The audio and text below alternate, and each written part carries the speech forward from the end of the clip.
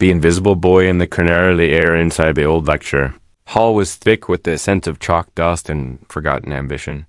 Students filed in with their heads high, conversations loud, and eyes sharp, each person seemingly ready to prove their place in the grand game of ideas.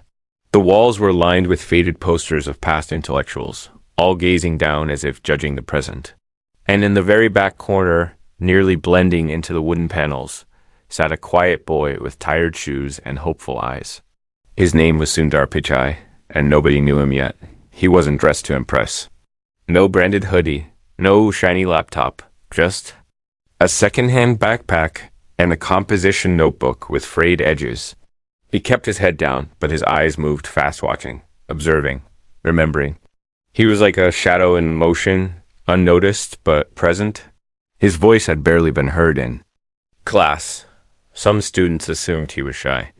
Others didn't assume anything at all, because they hadn't even noticed him. And then there was Professor Harrison. Professor Harrison was a man who demanded attention the moment he stepped in.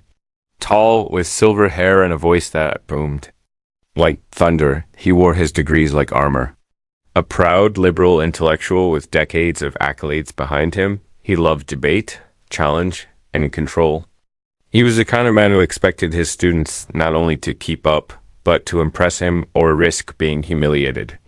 And he had already made up his mind about Sundar.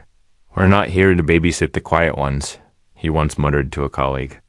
"This is an elite university, not a rescue mission for country boys." It wasn't long before Sundar felt the sting of those words, though they were never said to his face. On a rainy Tuesday morning, everything changed. The topic was systems design. The professor, in a particularly energetic mood, asked the class a question that had no easy answer. It was designed to trip them up, to push them to see who could swim in deep water. The room fell silent. Laptops clicked nervously. A few hands rose, slowly. Double quotes. "No, not quite," Harrison said, shutting down one answer. "Close, but still not deep enough," he said to another. Then, with a smirk, he turned his gaze toward the back of the room. "You there?" he said, pointing. "Yes, you, the quiet one. Do you have anything to say? Or are you just auditing life?" A few chuckles scattered across the room. Sundar looked up, his fingers frozen mid-scribble. There was a pause, long and uncomfortable. Harrison folded his arms, expecting silence. But Sundar spoke. "The question assumes the system is closed," he said calmly. "But it's not. It's dynamic. So we have to treat the variables as adaptive, not fixed. Otherwise, the model collapses under its own assumptions." For a moment, the air left the room. The professor blinked. He opened his mouth, then closed. Sundar looked down again and resumed writing, as if nothing unusual had happened. After class, a few students whispered. One nudged another. "Did you hear what he said? Who is he even?" But by the next day, the murmurs faded. The campus had too many voices, and one quiet boy wasn't enough to disrupt the flow. Except for Harrison. Something about Sundar's response bothered him. It wasn't just accurate, it was original. It was deeper than expected. And worst of all, it came from someone he had already written off. He decided to investigate. The next week, Harrison called Sundar into his office, under the pretense of reviewing a class project. The office was filled with books, plaques, and the quiet hum of classical music. Sundar sat awkwardly on the edge of the leather chair while the professor pulled up a file on his computer. "Tell me something," Harrison said without looking. "Where do you say you're from?" "Vellore," Sundar replied. "In Tamil Nadu. In your high school, rural, I assume?" "Yes." Harrison clicked his tongue softly. "Curious," he said, scrolling. Then he paused. His eyes stopped moving. He leaned closer to the screen. There was a strange silence. "Is this real?" Harrison finally asked, his voice different now. Less arrogant, more unsure. Double quotes, "Yes, sir." The screen displayed Sundar's SAT scores. Perfect, math and verbal, flawless. And next to that, Olympiads, awards and recommendations from international mentors who had recognized Sundar's raw, untamed brilliance. The paper trail of a prodigy. The kind of student universities write about in alumni magazines. The professor looked up. For the first time he really saw him. Sundar didn't smile. He didn't gloat. He simply waited, quietly, as if none of this surprised him. Why didn't you tell anyone? Harrison asked, still trying to catch his breath. You didn't ask. Sundar replied softly. At night, Harrison sat in his office long after dark. He thought about the times he'd judged students too quickly, about the faces he'd overlooked. And he thought about Sundar, the invisible boy who had just changed everything. But that wasn't the end. The next morning, a new rumor began to spread on campus. Someone had seen Harrison storming out of the dean's office. Someone else claimed he'd asked for Sundar to be reassigned to a special mentorship program. And then came the twist. A leaked email. An anonymous source forwarded a message from Professor Harrison, recommending Sundar for an elite tech fellowship, one normally reserved for Ivy League graduates. It was glowing, almost poetic, filled with praise, but at the bottom of the email was a line that made students gasp. I underestimated him. I think he might be the smartest student I've ever taught. The story spread like wildfire. Students began to sit closer to Sundar in lectures. Some asked him questions after class. Others just stared, wondering how they'd never noticed. The quiet storm sitting in their midst. But Sundar stayed the same. Still in the back row. Still scribbling in that same notebook. And then, just when things seemed to be turning in his favor, a new obstacle appeared. His visa was in danger. His family didn't have the funds to continue studies without scholarship. Renewal and a clerical error had flagged his documents. One missed deadline could send him back home, forcing him to leave behind everything he had fought for. He tried to fix it. He made calls, filled out forms, but nothing worked, and just when he was about to give up, he received a letter, but the name on the return address made his heart stop. It was from Professor Harrison. Asterisk. The letter that changed everything Sundar held. The envelope, like it might vanish if he gripped it too tight. The paper was thick and clean, the kind universities used for official business. His name was written in blue ink, and the return address at the top corner read, Dr. Elliot Harrison, Senior Lecturer, Systems Engineering. He stood in the hallway outside his dorm room, the walls around him buzzing faintly with muffled laughter and music from nearby rooms. Students were celebrating the end of midterms. But for Sundar, the world had gone quiet. All that remained was this letter and what it might contain.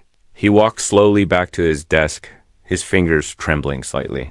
He sat down, unfolded the letter with care, and began to read. The first lines were formal. Harrison acknowledged Sundar's scholarship situation, the visa issues, the bureaucratic errors. But then the tone shifted. There was something in Harrison's words, a hesitation, a weight. The kind of writing that came from someone who had been forced to examine himself. I judged you too quickly. The letter said, I saw only your silence and missed the storm behind it. I failed to see the depth of your mind and the dignity with which you carry yourself. Sundar paused. The words hit harder than he expected. It wasn't just that Harrison had changed his mind. It was that he had admitted it in writing. In a world where pride often came before truth, this felt like a rare and precious moment. The letter continued. Harrison explained that he had personally contacted the university's international office and appealed for Sundar's case to be reviewed, not just as a student in need, but as a future leader, someone whose presence added real value to the academic community. He had also contacted an external fellowship committee, attaching Sundar's work and a detailed letter of recommendation. But the final paragraph stopped Sundar cold. I don't know what path life will offer you, Sundar, but I believe the world needs people like you. Not just brilliant minds, but gentle ones, kind ones. I am sorry for how I treated you. Please don't let the smallness of others define your journey. Sundar leaned back, overwhelmed. He didn't cry. He didn't speak. He just sat there, heart full, the letter resting softly in his lap like a fragile piece of truth. 3 days later, the university called him in. He walked across campus under a sky painted with the early hues of sunset. each step heavier than the last. When he reached the administration building, a tall glass door swung open slowly, and a staff member greeted him with a smile too calm to trust. "They're ready for you," she said, leading him down a long hallway. Inside a small office sat 3 people: the head of student affairs, the international student coordinator, and an unfamiliar man in a dark gray suit. Sundar sat across from them, his hands folded in his lap. The meeting began with polite voices, formalities, and apologies for the confusion. His file had been reviewed, they said. Professor Harrison's letter had been persuasive, but there were still problems. The man in the gray suit leaned forward. He represented the Board of Fellowships. He had read Harrison's letter and Sundar's academic grades. And then he said something that didn't quite make sense. "Your scores are beyond exceptional. Your recommendations speak of a unique intellect. But more than that, we were told to ask you one question." Sundar blinked. "What question?" "Why didn't you tell anyone?" the man asked, voice gentle. "Why didn't you fight harder? You could have appealed to us months ago." The room fell silent. Sundar thought carefully. "Because I didn't think anyone would listen," he said quietly. No one spoke for several seconds. The man in the suit nodded slowly. "That's honest," he said. "And that's why we're offering you this." He slid a thick envelope across the table. Inside was an acceptance letter into the Apex Global Research Fellowship, a program that not only paid for his tuition and housing, but also provided a monthly stipend, mentorship, and automatic visa support. Sundar's throat tightened. He whispered a thank you, though the words felt too small for the moment. As he walked out of the office, the sun dipped below the horizon. He looked up at the sky, orange and deep blue swirling above the rooftops, and let out a breath he didn't realize he had been holding. For the first time since he arrived at the university, he felt like he belonged, not because someone told him he did, but because he had stayed true to who he was until the world finally caught up. But peace would not last long. In the weeks that followed, Sundar began to thrive. He was invited to join an advanced seminar with graduate students. He published a research paper that caught the eye of a major Silicon Valley tech firm. And students who once ignored him now waited in line after class to ask him questions. Some were genuine. Others just wanted to be near someone they thought might be famous one day. Through it all, Sundar remained quiet, humble. He still wore the same old shoes, still sat in the back row, still helped classmates who struggled, often staying after class to explain concepts to those too shy to ask questions in public. Kindness, after all, was not something he used only when it was convenient. It was who he was. But the spotlight, as always, came with shadows. Someone didn't like Sundar's rise. One afternoon, he returned to his dorm to find his door slightly open. Nothing was missing, but his drawers had been rifled through, his notebooks disturbed. His laptop, oddly enough, left untouched but unplugged. A strange message had been written on his whiteboard in thick marker. "Stay in your lane." He erased the message with a trembling hand. He told no one. A week later, his research files disappeared from the university server. Someone had deleted them during a remote login session. The only reason he had a backup was because of a habit. He formed in high school, emailing copies of his work to himself. He finally reported the incident, and the university launched an internal investigation. But no one was caught, no punishment was issued. The attackers had used a masked VPN. Everything led to a dead end. Professor Harrison heard about it and invited Sundar to his office. "You should be proud," he said, locking the door behind him. "Not everyone gets enemies. It means you're starting to matter." Sundar tried to smile, but it didn't reach his eyes. "Be careful," Harrison continued. "Brilliance attracts attention, and not all of it is the kind you want." Sundar nodded. But the real storm was still ahead. One day, just before finals, an email arrived from the Apex Fellowship Committee. It was short. "Cold. Official. Your fellowship status is under review." His chest tightened. He reread it twice. The reasons were vague. Someone had raised concerns about academic integrity. There was no detail, no proof, just a pending investigation. He called the number listed. No answer. He sent 3 emails. No reply. And then, that night, his name appeared on a student gossip forum. Someone had posted anonymously. Wonder how long the genius from Vellore can keep faking it? The post went viral. Sundar didn't sleep. He sat in his chair staring at the screen, feeling the weight of years pressing down on his shoulders. Everything he had fought for, every step forward, suddenly teetering on the edge of collapse. And just when he thought it couldn't get worse, his phone buzzed with a text from an unknown number. You think you're smart? Let's see how smart you are when it's all taken away. He looked out the window at the quiet campus, the street lamps casting long shadows on the empty paths. Someone was out there watching asterisk beneath the surface. Behind the curtain, Sundar didn't sleep that night. The glow of his phone screen still burned into his eyes, the message looping through his mind like an echo in a cave. You think you're smart? Let's see how smart you are when it's all taken away. The words were simple, but the weight behind them felt like a hand tightening slowly around his future. Outside, the wind picked up, leaves dancing in the glow of the street lamp outside his window. Somewhere, far off, a dog barked once and then fell silent. The world was still, but inside Sundar, a storm had begun. He sat at his desk, staring at the blank notebook in front of him, his pencil resting across the page like a fallen bridge. It wasn't just fear that gripped him, it was something deeper. A sense of injustice, of being dragged into a fight he never wanted. He had come to learn, to grow, to dream, not to defend himself against ghosts. The next morning, his eyes were red and his footsteps heavier. The campus looked the same, but everything felt different. Students still rushed between classes. Laughter still spilled from dorms. But Sundar moved through it all like a shadow. His mind clouded by doubt. The rumors were spreading. In the cafeteria. He noticed glances that lingered too long. Whispers that faded when he entered a room. Friends who once shared study notes now avoided his eyes. Even professors seemed colder guarded. The kind of silence that wasn't just polite. It was suspicious. He tried to ignore it. He focused on his coursework, poured his energy into preparing for finals. But the weight was always there, pressing down.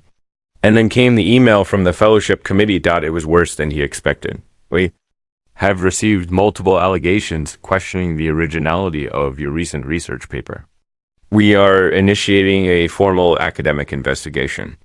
You are required to attend a hearing next week. He stared at the screen for a long time. The air around him felt thinner, the room tighter. He had written that paper by hand. Every diagram, every theory, born from hours of solitude and years of silent curiosity. It was not only his work, it was a piece of his soul. And now, someone had poisoned it. He forwarded the email to Professor Harrison, unsure what else to do. Within minutes, he received a reply, "Come to my office, now." When Sundar arrived, Harrison's face was tense, jaw tight. He closed the blind before speaking. "This isn't just sabotage," he said. "This is a campaign." "What do you mean?" Sundar asked, his voice dry and thin. "I've seen this before. Someone wants you out, badly, and they're playing the long game." Harrison leaned back, tapping his fingers on the desk. "They're smart. Whoever it is, they've planted enough seeds to make people question what's real. And in a place like this, suspicion spreads faster than truth." Sundar's head lowered. "What can I do?" Harrison sighed. "You fight. You show them who you are. With evidence, with calm, with strength. No anger, no panic, just facts and presence. You stay steady while they try to break you." The days leading up to the hearing were the longest of Sundar's life. He barely spoke to anyone. He stopped going to the cafeteria, eating meals alone in his room. He dug up every old notebook, every rough draft, every email to himself. He printed timestamps, showed version histories, gathered testimonials. But none of it could calm the ache in his chest. He kept asking himself, why me? On the morning of the hearing, it rained. Sundar walked across campus with an umbrella borrowed from a doormate who didn't even look him in the eye anymore. His clothes were neat, his steps slow. He felt like a man walking into court, not class. The hearing was held in a small room in the ethics committee's wing walls lined with books about integrity. Fairness, justice. Ironic, he thought. 3 professors sat at the front. One of them he had never met. The others had taught him before. But their expressions gave nothing away. A woman from the academic office read the allegations aloud. Plagiarism. She said, "The submitted research contained segments nearly identical to a paper published in a European journal 3 years ago." Sundar blinked. "I've never seen that paper. Can you prove that?" He reached into his folder and began to explain.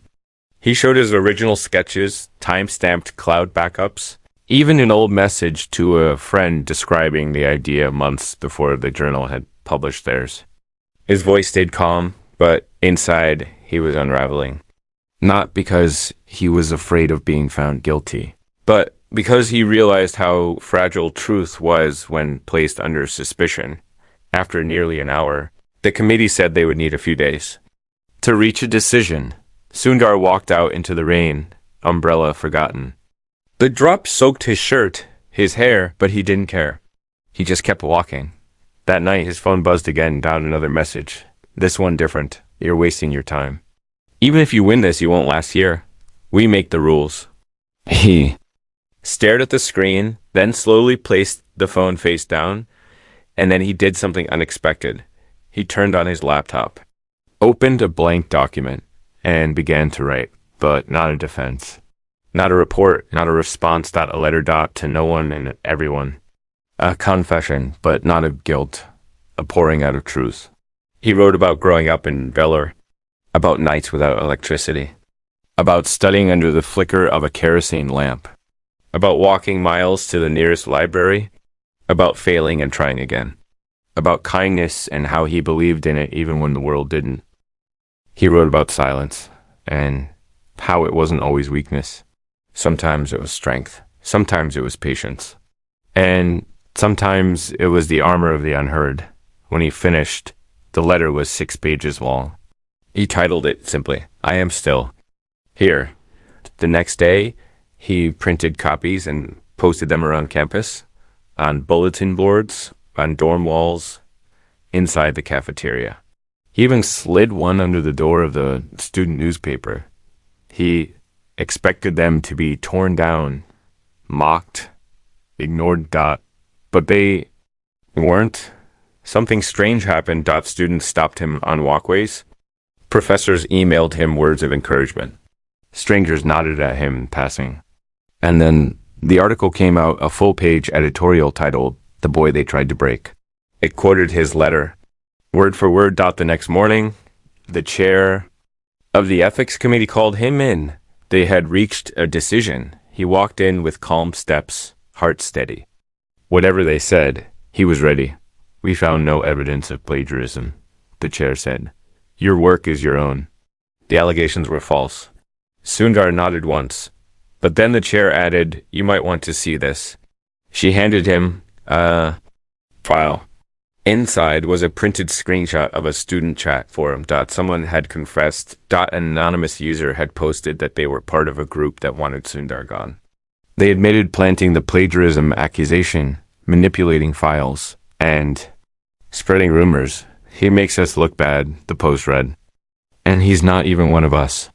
Sundar closed the file slowly. He didn't smile. He didn't celebrate. He simply whispered, "Thank you," and walked out. But deep inside, something had changed.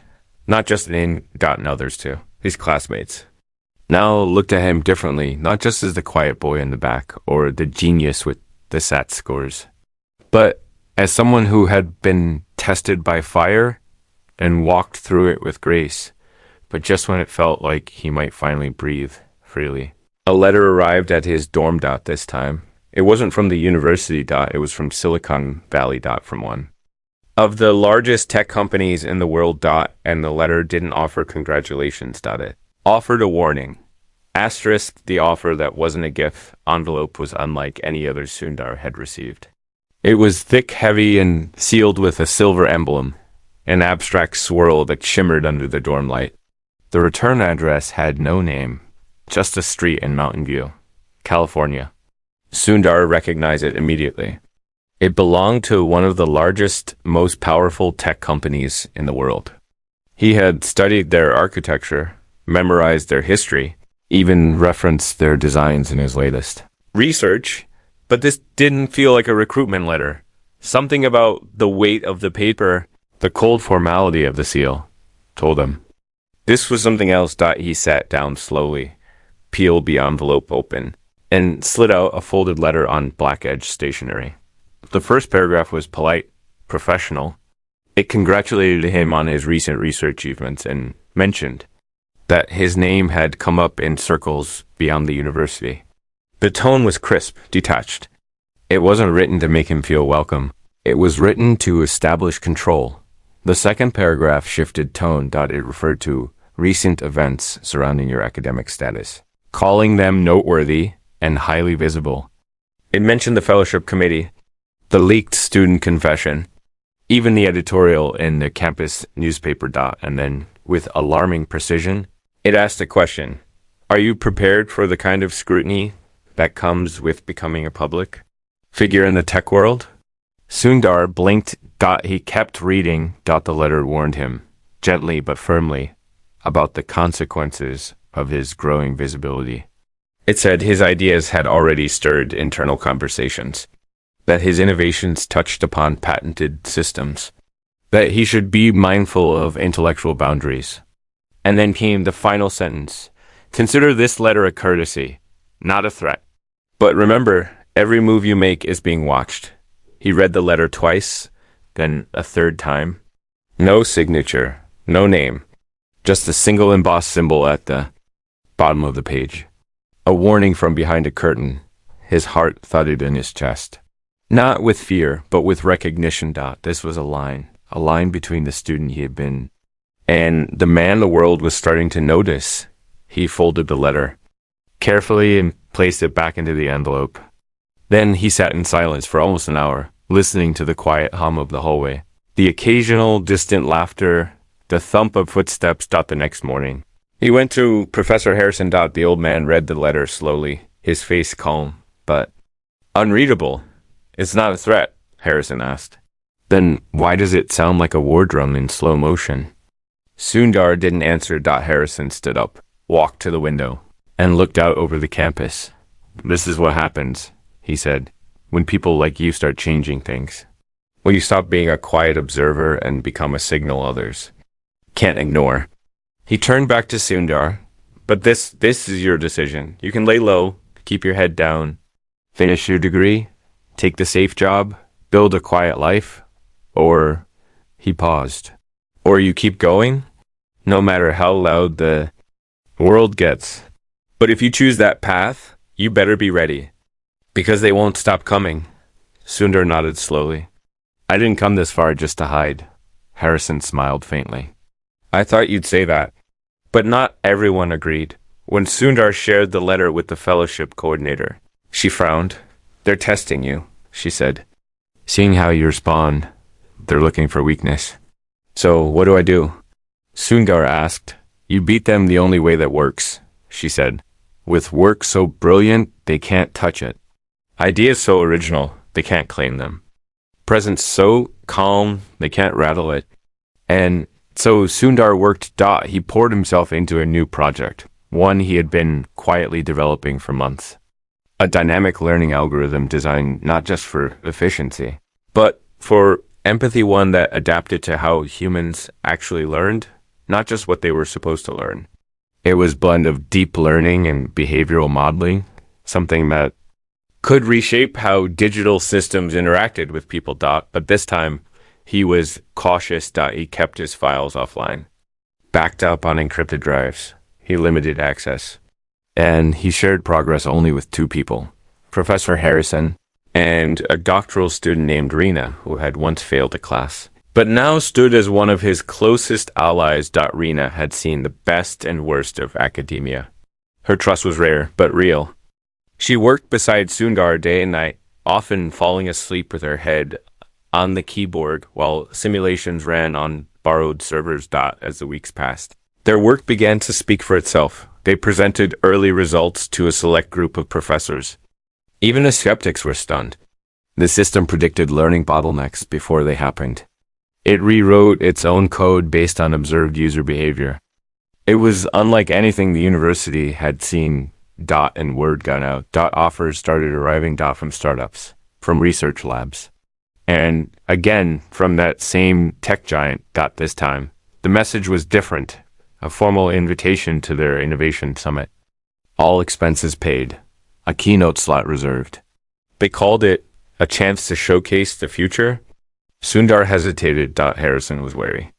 They're drawing you into the spotlight, he warned. Not to lift you up, to study you, and maybe control you. Rena disagreed. Sometimes the only way to win, she said, is to walk right into the lion's den. And leave the lion speechless. After 3 sleepless nights, Sundar decided to go. He flew out in mid-June, crossing the ocean alone. A notebook in his bag and a fire in his chest. The summit was held in a glass and steel tower that rose like a blade into the California sky. Every surface was polished. Every smile rehearsed. The air smelled like money and ambition.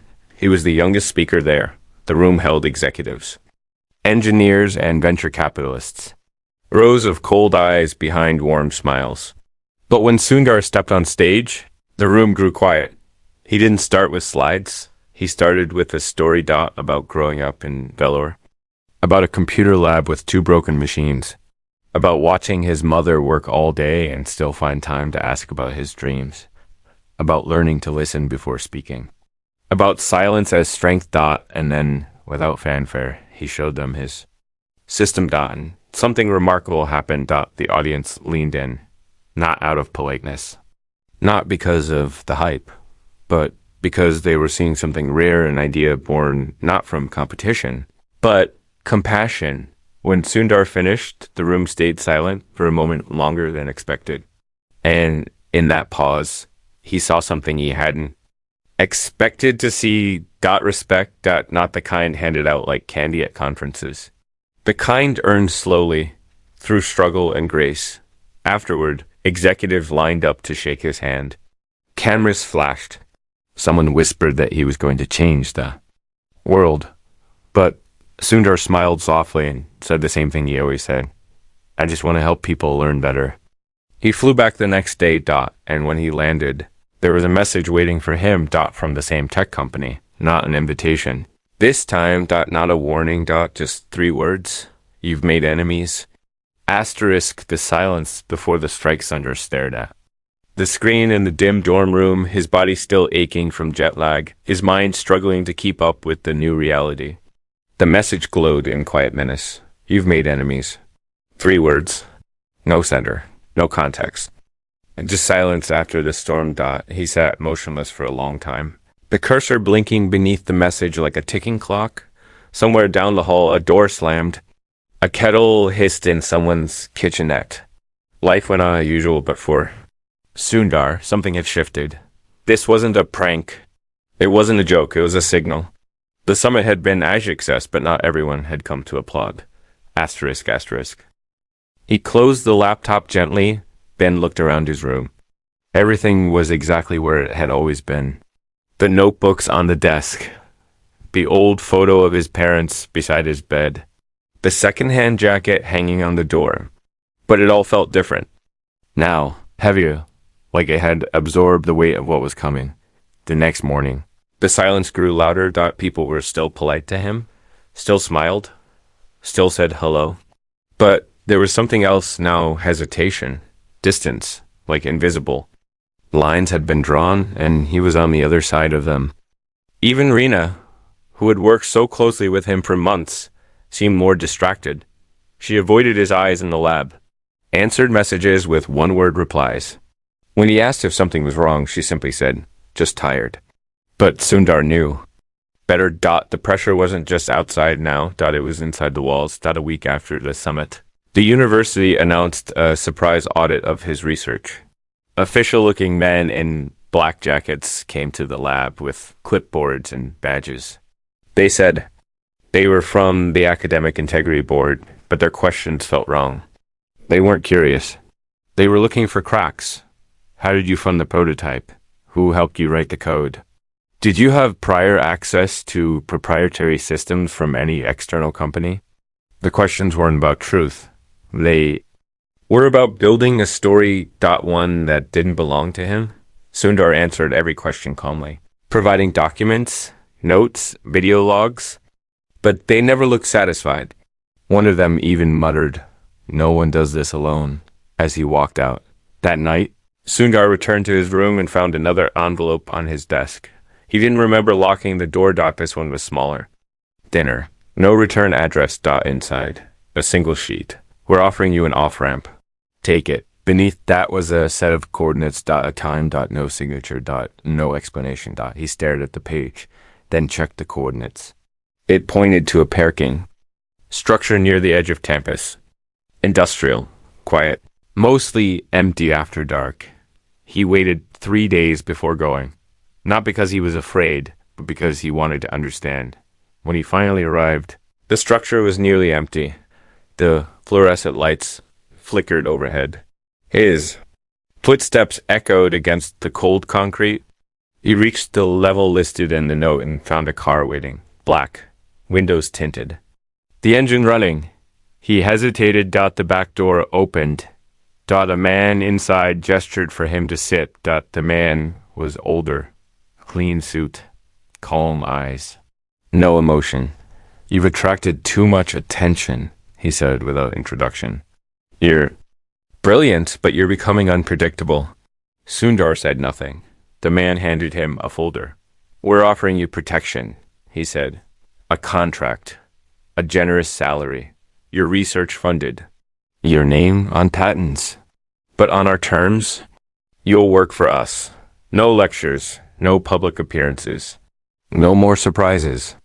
Sundar opened the folder. Inside, the numbers were unreal. 7 figures, relocation package, global research access, and a clause, full transfer of all current and future intellectual property. He closed the folder. "And if I say no?" Sundar asked quietly. The man leaned back. "Then we let nature take its course. Ideas can be buried. Reputations can be eroded. Slowly. No drama. No headlines. Just silence." Sundar looked out the window at the dark night. He thought of Vellore, of his mother's hands, rough from work but always gentle, of the dusty schoolrooms, of Professor Harrison's eyes when he said, "You better be ready," of Rena falling asleep beside stacks of code, of the students who had once looked at him like they were finally seeing something possible. And then he looked back at the man. "I'm not for sale," he said. The man smiled faintly. "Everyone says that." Sundar stepped out of the car. The door closed behind him. The car drove away. But the silence stayed. Over the next few weeks, his life began to close in.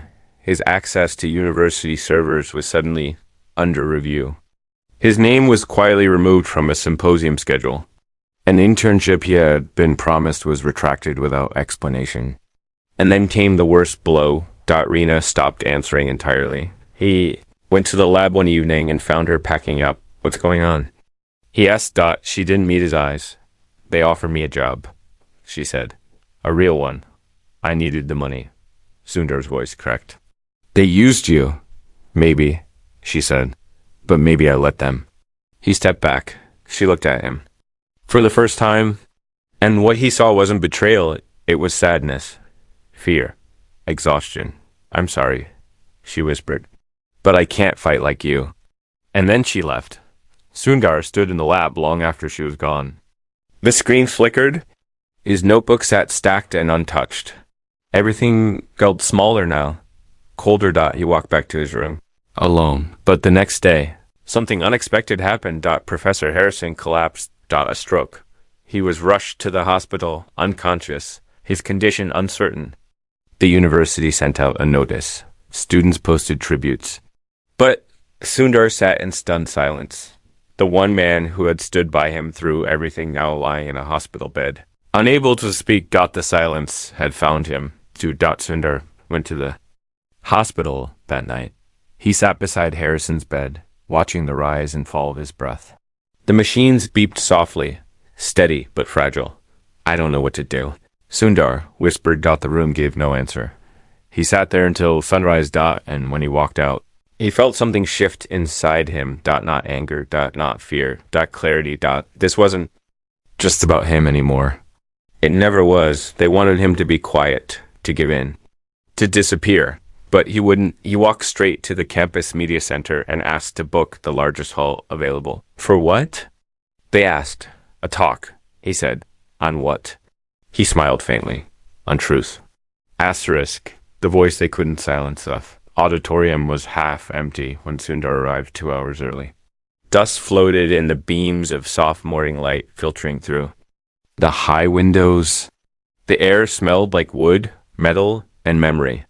It was the same hall where professors once called him the quiet one, where classmates overlooked him, where he had sat alone taking notes. Nobody wanted to read. But today, the stage belonged to him. There were no banners, no sponsors, no university logo in the corner. Just a simple folding chair, a table, a single microphone, and a young man who had been pushed too far to remain silent. By the time the hour struck noon, the room was full. Not packed, but full enough to notice. Students, a few faculty, faces, familiar and unfamiliar. Some had come out of curiosity, others from loyalty, and a few, Sundar could tell, had come to see him fail. He stood up slowly and walked to the center. No introduction. No flashing lights. Just his voice. Thank you for coming. He began, his words low, steady, deliberate. I'm not here to defend myself. I'm not here to explain rumors or justify my presence. I'm here because I need to tell you the truth. Not the kind that fits into an email or hides behind contracts, but the kind that breathes. The room fell into a quiet so complete, it seemed to lean forward. I was told I didn't belong here, he continued. Not directly, but in the way people looked at me. The way they questioned why I was here. Why someone from Vellore, who studied under broken lights in borrowed books, had a place among you. A murmur passed through the crowd, but no one interrupted. I stayed silent for a long time because I believed that if I just worked hard enough, the truth would speak for me, and that good work was enough. But I learned something these past months. Silence doesn't always protect you. Sometimes it invites the worst. He paused. They tried to take everything, he said. My name, my research, my voice. They sent threats. They pulled strings. They offered money. They even used my friends. His voice caught for a second, but only a second. But what they don't understand, he said, looking up, is that you can't bury a seed. You only plant it. A gasp, small but audible, from the back. I was never trying to win, he said. I was trying to build. To create, not for profit, not for control, but because I believe in people. I believe in learners who are told they're too slow. I believe in thinkers who are told they don't fit in. I believe in kids who dream without asking for permission. His voice rose, not loud, but deep, and I believe that technology should serve them, not study them. Lift, then not label them. Connect them, not control them. Silence again, but this time, it didn't feel like doubt, it felt like something breaking, or maybe awakening. He stepped closer to the edge of the stage. I don't care if you remember my name, he said. I care if you remember what you're capable of. And if they try to silence you, speak anyway. Even if your voice shakes, even if no one claps, even if it costs you. His final words came like stone laid into soil, because the future is not written by the powerful. It's written by the persistent. He walked off stage without waiting for applause, but it came anyway. Not polite. Not forced. Real. Deep. Long. And as he stepped outside, the sunlight hit his face like a promise. That afternoon, the university posted a notice. All investigations into Sundar Pichai's work had been formally closed. The fellowships were reinstated. The symposium re-added his name to the keynote list. The dean, once silent, issued a formal apology for the failure to protect academic freedom. But Sundar didn't respond. He wasn't chasing recognition anymore. He was already building something new. Days turned into weeks. In his quiet lab. With a smaller team and fewer resources, Sundar began again. No sponsors, no surveillance, just focus. He wrote code with no shortcuts, held meetings with no cameras. And when he finally released his learning platform to the world, he didn't launch it through a corporation. He made it free. Open source.